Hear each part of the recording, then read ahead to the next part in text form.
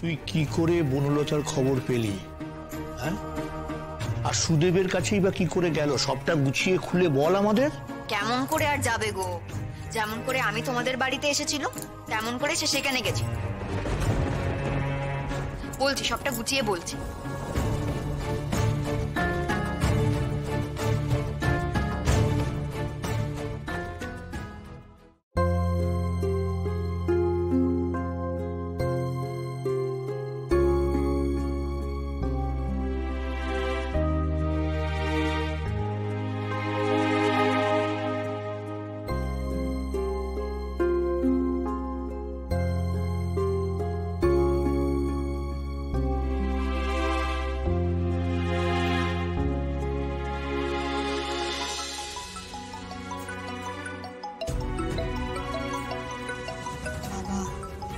তোমাদের পায়ে পড়ি এখন কোনো কথা বলো না। তোমার বাবা ফোন করেছে, আমায় তাকে জুড়ি জুড়ি মিথ্যে কথা বলতে হবে। বেশ, কথা বললি, কথা বললি।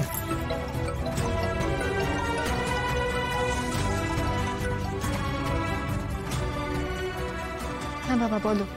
এই যে মেয়ে, আর কতক্ষণ সময় লাগবে? কখন বাড়ি ফেরা হবে শুনি? আবার চেঁচাচ্ছ কেন? আস্তে কথা বলো। আশেপাশে অনেক ছেলে মেয়ে আছে, সব শুনতে পাবে। তা শুনতে পাবে তো পাবে, তা আমার কি? ওই কলেজের ফর্ম তোলার নামে তোমার টই টই করে ঘুরে বেড়ানো আমি গুছিয়ে দেবো। তুই আমারে বল, তুই কখন ঘরে ঢুকবি? হ্যাঁ, সবকিছুতে এত হুমড়ি তুমড়ি করো কেন বুঝি না। লম্বা লাইন পড়েছে তো আমি কি করব?